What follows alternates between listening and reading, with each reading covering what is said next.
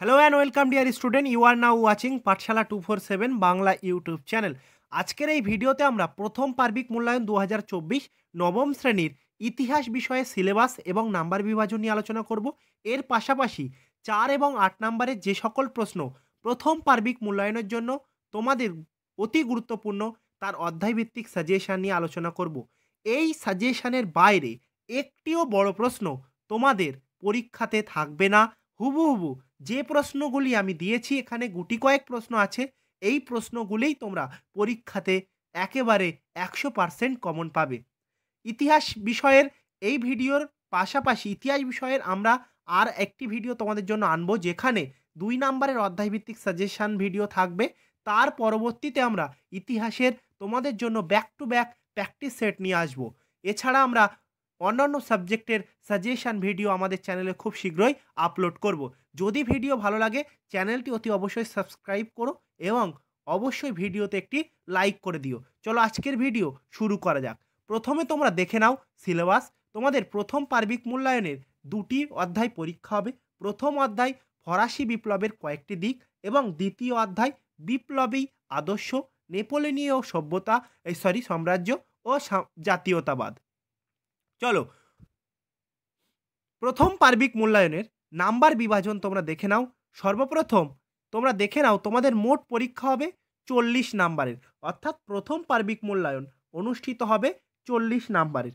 তোমরা আগের বছর যখন অষ্টম শ্রেণীতে পড়তে তখন তোমাদের প্রথম পরীক্ষা হয়েছিল 15 নাম্বারের, কিন্তু নবম শ্রেণীতে তোমরা এখন বর্তমানে অবতীর্ণ।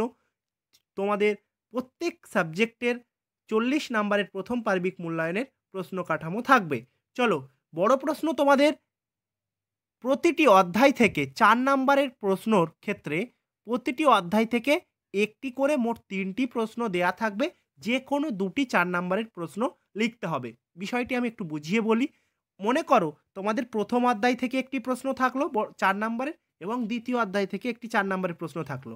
পরীক্ষক যদি মনে করেন তিনি প্রথম অধ্যায় থেকে আরেকটি প্রশ্ন দেবেন, তাহলে তিনি প্রথম অধ্যায় থেকে দিতে পারেন এবং তোমাদের উত্তর দিতে হবে কেবলমাত্র 2টি প্রশ্নের, অর্থাৎ 4 নাম্বারের প্রশ্ন থাকছে 2টি। চলে আসি আমরা 8 নাম্বারের প্রশ্নর ক্ষেত্রে। প্রতিটি অধ্যায় থেকে একটি করে প্রশ্ন, মোট 2টি প্রশ্ন দেয়া হবে। যে কোনো একটি প্রশ্নের উত্তর লিখতে হবে, অর্থাৎ তোমাদের যে 2টি অধ্যায় পরীক্ষা হবে প্রথম এবং দ্বিতীয়, তা থেকে তোমাদের প্রত্যেকটি অধ্যায় থেকে একটি করে প্রশ্ন থাকবে। যে কোনো একটি প্রশ্ন 8 নাম্বারে লিখতে হবে। এবারে চলে আসি আমরা এমসিকিউ। এমসিকিউর ক্ষেত্রে প্রথম অধ্যায় থেকে 5টা এমসিকিউ, 3টে এসএকিউ এবং 2 নাম্বারের 2টি প্রশ্ন থাকবে।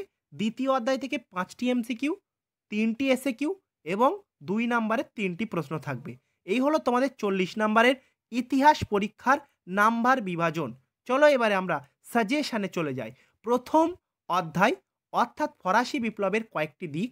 এই অধ্যায় থেকে যে প্রশ্নগুলি অতি গুরুত্বপূর্ণ তোমরা দেখে নাও। স্টার চিহ্ন প্রশ্নগুলি সবচেয়ে বেশি গুরুত্বপূর্ণ। আগে এই প্রশ্নগুলির উত্তর করবে। যারা পড়াশোনায় মোটামুটি ভালো তারা চেষ্টা করবে সব প্রশ্নগুলি তৈরি করা, আর যারা পড়াশোনায় অ্যাভারেজ তারা স্টার চিহ্ন প্রশ্নগুলি অতি অবশ্যই করে যেও। চলো প্রথম প্রশ্ন দেখে নাও। প্রথম প্রশ্ন দেখে নাও, বাস্তিল দুর্গের পতন ও তার গুরুত্ব সম্পর্কে লেখো। দ্বিতীয় প্রশ্ন, টেনিস কোর্টের শপথ সম্পর্কে টিকা লিখতে হবে। তৃতীয় প্রশ্ন, ফ্রান্সে বিপ্লব পূর্ববর্তী কর ব্যবস্থার পরিচয় দাও। যে বিভিন্ন কর ব্যবস্থাগুলি আছে তার পরিচয় তোমাকে দিতে হবে। চলো পরবর্তী দেখে নিই আমরা 8 নাম্বারের প্রশ্ন প্রথম অধ্যায় থেকে। প্রথম প্রশ্ন অতি গুরুত্বপূর্ণ প্রশ্ন, ফরাসি বিপ্লবের পশ্চাতে দার্শনিকদের অবদান আলোচনা করো। পশ্চিমবঙ্গের প্রায় 90% স্কুলে প্রথম পার্বিক মূল্যায়নে এই প্রশ্নটি দিয়ে থাকে, তাই তোমরা অতি অবশ্যই এই প্রশ্নটি খুব ভালোভাবে তৈরি করবে। চলো দ্বিতীয় প্রশ্ন দেখে নাও, ফরাসি বিপ্লবের তৃতীয় শ্রেণীর ভূমিকা লেখো। নারী সমাজ এই বিপ্লবে কি ভূমিকা পালন করেছিল, অর্থাৎ ফরাসি বিপ্লবে নারীদের ভূমিকা। দ্বিতীয় পার্টের এই প্রশ্নটি তোমাদের 4 নাম্বারেও আসতে পারে। কেমনভাবে আসতে পারে না, প্রশ্ন তুলে দিতে পারে যে ফরাসি বিপ্লবে নারীদের ভূমিকা কী ছিল, নিজের ভাষায় লেখো বা আলোচনা করো। পরবর্তী দাগে আমরা চলে আসি 3 নাম্বার দাগ প্রথম অধ্যায় থেকে। এটিই তোমাদের শেষ প্রশ্ন 8 নাম্বারের। চলো ফরাসি বিপ্লবের অর্থনৈতিক এবং সামাজিক কারণগুলি লেখো। এর সঙ্গে সঙ্গে বিপ্লব পূর্ববর্তী ফরাসি সমাজ কাঠামো কেমন ছিল তা সম্পর্কে লেখো।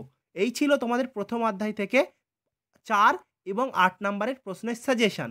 চলে আসি আমরা দ্বিতীয় অধ্যায়ে, অর্থাৎ বিপ্লবী আদর্শ, নেপোলিয়নীয় সাম্রাজ্য ও জাতীয়তাবাদ। 4 নম্বরের যে প্রশ্নগুলি এই অধ্যায় থেকে তোমরা পড়বে, প্রথম প্রশ্ন অতি গুরুত্বপূর্ণ প্রশ্ন, টিকা লিখতে হবে কোড নেপোলিয়ন সম্পর্কে তোমাদের টিকা লিখতে হবে। দ্বিতীয় প্রশ্ন দেখে নাও, ফরাসি বিপ্লবের 3 আদর্শের সঙ্গে নেপোলিয়নের বিরোধের কারণ আলোচনা করো, বা কিভাবে ফরাসি বিপ্লবের 3টি আদর্শ সাম্য, মৈত্র, স্বাধীনতার সঙ্গে নেপোলিয়নের আদর্শের যে বিরোধ সেটা সম্পর্কে আলোচনা করতে হবে। তৃতীয় প্রশ্ন দেখে নাও, ট্রাফালগারের যুদ্ধ, খুব গুরুত্বপূর্ণ প্রশ্ন কিন্তু, ট্রাফালগারের যুদ্ধ ও ওয়াটারলুর যুদ্ধ সম্পর্কে আলোচনা করো। এই প্রশ্নটি আলাদা আলাদাভাবে দিতে পারে, ট্রাফালগারের যুদ্ধ সম্পর্কে লেখো বা দিতে পারে ওয়াটারলুর যুদ্ধ সম্পর্কে লেখো। চলো দ্বিতীয় অধ্যায় থেকে 8 নম্বরের জন্য যে প্রশ্নগুলি পড়বে, নাম্বার 1, নেপোলিয়ন কর্তৃক রাশিয়া আক্রমণের বর্ণনা দাও। এই অভিযানের ব্যর্থতা নেপোলিয়নের পতনকে কতটা নিশ্চিত করেছিল? এই প্রশ্নটিও সেই ফরাসি বিপ্লবের দার্শনিকদের ভূমিকা, যে প্রশ্নটি আমি বলেছিলাম পশ্চিমবঙ্গের 90% স্কুলে দিয়ে থাকে, ওই প্রশ্নটির মতনই এটিও পশ্চিমবঙ্গের 90% স্কুলে প্রশ্নটি দিয়ে থাকে। এই প্রশ্নটি অন্যরকমভাবে হতে পারে, নেপোলিয়ন কর্তৃক মস্কো অভিযান বর্ণনা করো, এই অভিযানের ফলাফল কি হয়েছিল? প্রশ্ন একই, উত্তর এই প্রশ্নটি ঘুরিয়ে দিয়ে দেয় এইভাবে, উত্তর কিন্তু একই হবে। চলো দ্বিতীয় প্রশ্ন দেখে নাও, মহাদেশীয় অবরোধ ব্যবস্থা সম্পর্কে যা জানো লেখো। এই মহাদেশীয় অবরোধ ব্যবস্থা নেপোলিয়নের পতনের জন্য কতটা দায়ী ছিল? পরবর্তী প্রশ্ন এবং আজকের সাজেশনের শেষ প্রশ্ন, এই প্রশ্নটি অতি গুরুত্বপূর্ণ প্রশ্ন, নেপোলিয়নকে তুমি বিপ্লবের সন্তান নাকি বিপ্লবের ধ্বংসকারী কোন রূপে মূল্যায়ন করবে এবং কেন করবে? এই ছিল আজকের প্রথম এবং দ্বিতীয় অধ্যায় থেকে 4 এবং 8 নম্বরের প্রশ্নের সাজেশন, এবং প্রথম পার্বিক মূল্যায়নে এর বাইরে কোনো প্রশ্ন তোমাদের পরীক্ষাতে থাকবে না। তাই এই প্রশ্নগুলি খুব ভালোভাবে প্র্যাকটিস করো, আর পরবর্তীতে অন্যান্য বিষয়েরও এমনই অধ্যায়ভিত্তিক গুরুত্বপূর্ণ প্রশ্নের সাজেশন আমাদের চ্যানেলে আপলোড হবে। তাই অতি অবশ্যই চ্যানেলটি সাবস্ক্রাইব করে নিও, আর ভিডিওটিতে অবশ্যই একটি লাইক করে দিও, আর কমেন্টের মাধ্যমে জানাতে ভুলো না তোমার কেমন লাগলো ভিডিও।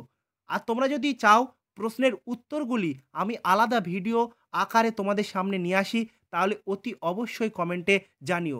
দেখা হচ্ছে পরবর্তীতে এমনই একটি গুরুত্বপূর্ণ ভিডিওর সঙ্গে। ততক্ষণ নিজের পড়াশোনাকে চালিয়ে যাও। ধন্যবাদ।